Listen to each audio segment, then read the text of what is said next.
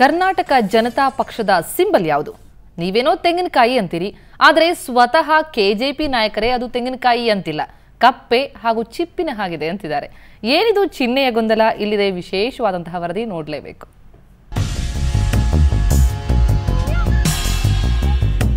ಒಂದು ತೆಂಗಿನ ಚಿಪ್ಪು, ಅದರ ಪಕ್ಕ ಹಿಮ್ಮುಖವಾಗಿ ಕುಳಿತಿರೋ ಕಪ್ಪೆ. ಇದು ಕರ್ನಾಟಕ ಜನತಾ ಪಕ್ಷದ ಚಿಹ್ನೆ. ಇದು ವ್ಯಂಗ್ಯವೂ ಅಲ್ಲ, ಈ ಮಾತನ್ನ ನಾವು ಹೇಳ್ತಿಲ್ಲ, ಸ್ವತಃ ಕೆಜೆಪಿ ಪಕ್ಷದ ನಾಯಕರ ಹೇಳ್ತಿರೋ ಮಾತಿದು.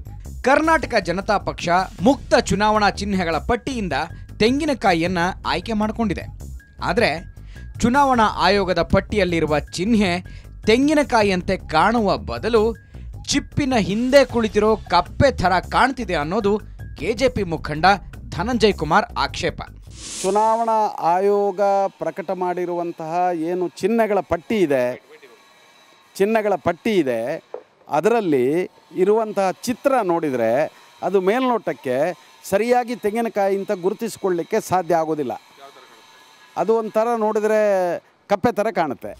ಹೀಗೆ ತೆಂಗಿನಕಾಯಿ ಚಿಹ್ನೆ ಕಪ್ಪೆ ಥರ ಕಾಣ್ತಾ ಇರೋದ್ರಿಂದ ಇದನ್ನ ತೆಂಗಿನಕಾಯಿ ರೀತಿ ಕಾಣುವಂತೆ ಬದಲಾಯಿಸಿಕೊಡಿ ಅಂತ ರಾಜ್ಯ ಚುನಾವಣಾ ಆಯೋಗಕ್ಕೆ ಮನವಿ ಮಾಡಿಕೊಂಡಿದೆ. ಅಲ್ಲದೆ ರಾಜ್ಯಕ್ಕೆ ಆಗಮಿಸಿರುವ ಚುನಾವಣಾ ಆಯೋಗದ ಅಧಿಕಾರಿಗಳಿಗೆ ಈ ಸಂಬಂಧ ಲಿಖಿತ ಮನವಿಯನ್ನು ಮಾಡಲಾಗುವುದು. ಪ್ರಯತ್ನ ಮಾಡಿದೆವು. ಕಂಪ್ಯೂಟರ್ ಮೂಲಕ ಚಿತ್ರ ಮಾಡಿದಾಗ ಸರಿಯಾದಂಥ ಒಂದು ಇಡೀ ತೆಂಗಿನಕಾಯಿ ಮತ್ತು ಒಂದು ಹೋಳು, ಅದು ಮೇಲ್ನೋಟಕ್ಕೆ ತೆಂಗಿನಕಾಯಿಯಾಗಿ ಚಿತ್ರ ಕಂಪ್ಯೂಟರ್ನಲ್ಲಿ ನಾವು ತಯಾರು ಮಾಡಿದ್ದೇವೆ. ಅದನ್ನು ಚುನಾವಣಾ ಆಯೋಗ ಅಧಿಕೃತಗೊಳಿಸಬೇಕು ಅಂತ ಹೇಳಿ ಚುನಾವಣಾ ಆಯೋಗಕ್ಕೆ ನಾವು ವಿನಂತಿ ಮಾಡಿದ್ದೇವೆ. ಮಾರ್ಚ್ 7ರಂದು ನಡೆಯಲಿರುವ ಸ್ಥಳೀಯ ಸಂಸ್ಥೆಗಳ ಚುನಾವಣೆಗೆ ಸುಧಾರಿತ ಚಿಹ್ನೆ ಪಡೆಯಲು ಸಾಧ್ಯವಿಲ್ಲ. ಯಾಕೆ ಅಂದರೆ ಫೆಬ್ರವರಿ 27ರಂದೇ ಚುನಾವಣಾ ಚಿಹ್ನೆಯನ್ನು ಅಭ್ಯರ್ಥಿಗಳಿಗಾಗಲೇ ನೀಡಾಗಿದೆ.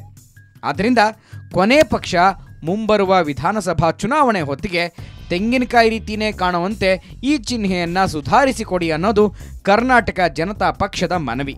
ಒಟ್ನಲ್ಲಿ ಕೆಜೆಪಿ ಕೈಗೆ ತೆಂಗಿನಕಾಯಿನೇ ಸಿಗುತ್ತೋ ಅಥವಾ ಕಪ್ಪೆ ಅಥವಾ ಚಿಪ್ಪೆ ಗತಿನೋ ಅನ್ನೋದಕ್ಕೆ ಕೇಂದ್ರ ಚುನಾವಣಾ ಆಯೋಗನೇ ಉತ್ತರ ನೀಡಬೇಕಾಗಿದೆ. ವೀರೇಂದ್ರ ಉಪ್ಪುಂದ, ಪೊಲಿಟಿಕಲ್ ಬ್ಯೂರೋ, ಸುವರ್ಣ ನ್ಯೂಸ್.